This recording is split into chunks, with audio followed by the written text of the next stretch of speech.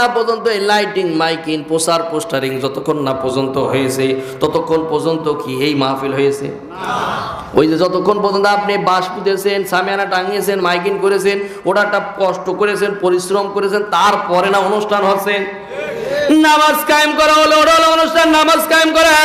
আজকে আমার সোনার বাংলাদেশে কি নামাজ কায়েম আছে? কথা বলেন না, আছে? আমরা বলি 96% মুসলমান, 92% মুসলমান, এক একজন এক এক বক্তব্য দিই। 96% মুসলমানের দেশে কি নামাজ কায়েম আছে?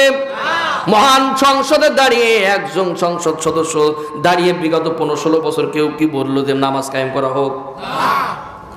কিন্তু 96% মুসলমানের দেশে কি করার দরকার ছিল? প্রথম অধিবেশনে মহান সংসদে দাঁড়িয়ে সংসদ সদস্যদের পক্ষ থেকে নিয়ে যখনই মাননীয় স্পিকার কথা বলার সুযোগ দেবে, মাননীয় স্পিকার বলকে যখনই তাকে কথা বলার সুযোগ যখন দেওয়া হবে, মাননীয় স্পিকারকে বলবে যে মাননীয় স্পিকার, আমি মহান সংসদে দাঁড়িয়ে সংসদ সদস্যদের পক্ষ থেকে আমি একটা বিল উপস্থাপনা করলাম।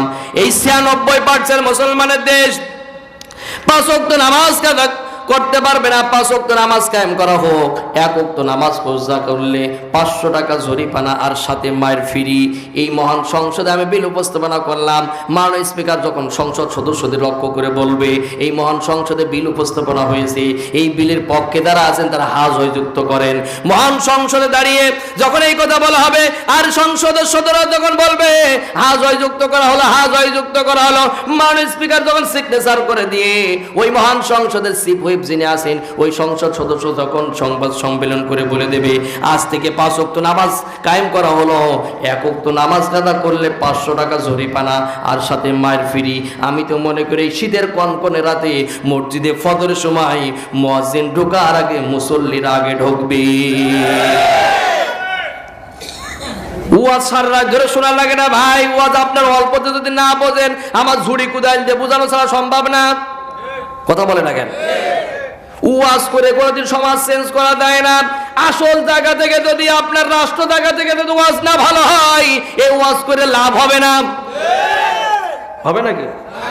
ওই জায়গাগুলো 1760 জন যদি ভালো হয়ে যায়, সোনার বাংলাদেশ অটো ভালো হয়ে যাবে। আর বাদ বাকি ওইগুলো যদি ভালো না হয়, আমরা হুজুররা ওয়াজ করেই যাব কিয়ামত পর্যন্ত। ও লোকে শুনবে, সামিয়ানা নিচের থেকে বাইরে গেলে ও যা জবর যা তা জবর।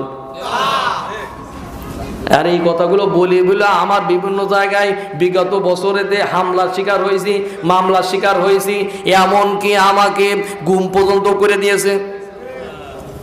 এই কথাগুলো বলছে কি আমার বাপের কথা বলছি? কথা বলে না কেন?